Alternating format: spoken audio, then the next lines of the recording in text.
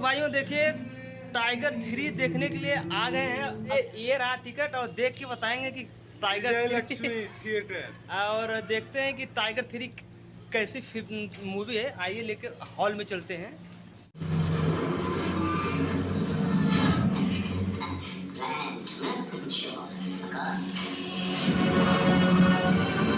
भाई सलमान खान का film release भइल बा टाइगर 3। लेकिन भाई हो जब हम ये सुनली है कि टाइगर 3 12 तारीख के रिलीज हो रहा बा, यानी दीपावली के दिन रिलीज हो रहा बा, तो हमसे रहना गल है। हम चल गए है थिएटर में वो फिल्म को देखे। तो आज आपके हम थिएटर न्यूज बताइब और खुद फिल्म को देखने के बाद आपकी पूरी कहानी बताइब कि आखिरकार ये फिल्म में कितना दम बा। भाइयों हम है सचिन, आप लोग देखा था भोजपुरी रिएक्शन।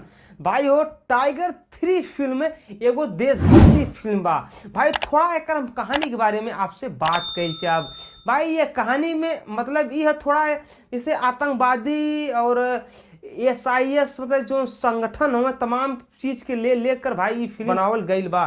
भाई वो ये फिल्म का और भी एगो कहानी सुनावल चाहब कि यमन जो सलमान खान सोचेलन कि भारत का और पाकिस्तान का रिश्ता जो न सही रहे और शुद्ध रहे, और जो पाकिस्तान का PM है वो चाहेलिन कि मतलब कि रिश्ता सही रहे शुद्ध रहे। लेकिन कुछ एजेंसी ऐसा नहीं जो कि पाकिस्तान का रिश्ता और हिंदुस्तान से हमेशा बिगाड़ के रखल चाहेली। भाइयों यही फिल्म के दर्शावल गई बा पूरी कहानी के तरीका से। ये फिल्म पूरा देशभक्ति बा। भाइयों सलमान खान के मन इतना गजब एक्शन होला। भाई कहानी तो बहुत थोड़ा घुमा फिरा के बा, अगर आप ध्यान से फिल्म को देखबा तो आपके बहुत मजा आ जाई। लेकिन भाई ये फिल्म एगो देशभक्ति बा, ये मन रोमांस नो कॉमेडी, एकदम भैया देश के ऊपर ही समर्पित फिल्म बा। आतंकवादी संगठन के ऊपर ही समर्पित फिल्म बा। भाई वो सलमान खान के साथ में मैं हीरोइन के रूप में काम करेनी कैटरीना कैफ। कैटरीना कैफ होनी पाकिस्तानी और सलमान खान होने हिंदुस्तानी। लेकिन भाई वो सलमान खान जो हो कि पाकिस्तान में जालन और के आतंकवादी खुफिया एजेंसी के बारे में जानकारी होले, तो वह चीज के वो पासा पलटल चाहे।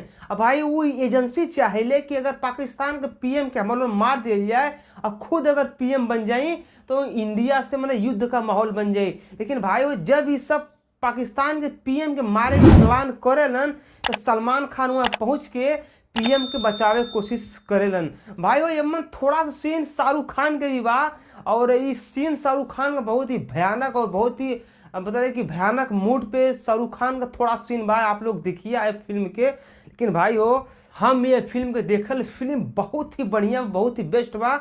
और आप लोग अपने अपने पास में जितना भी थिएटर बा आप लोग जाके देखी। जो इन्हें फिल्म का नाम बा टाइगर 3। भाई आपके थोड़ा बहुत क्लिप देख के लग जाए कि यार फिल्म बहुत भयानक बा। और ये फिल्म भाई वो इंडिया से लेके ऑस्ट्रेलिया तक और भी लंदन तक कई देश में जाके ये फिल्म का शूटिंग कल गई बा। भाई वो इतना खतरनाक इतना भयानक सीन बाने कि आप लोग देख के आप लोगों का मन जो है ना मुग्ध हो जाए। भाई वो आप लोग फिल्म पे जाके देखी। हम मिलत अगले वीडियो में, तब तक के लिए नमस्कार, बाय, प्रणाम, हर हर महादेव।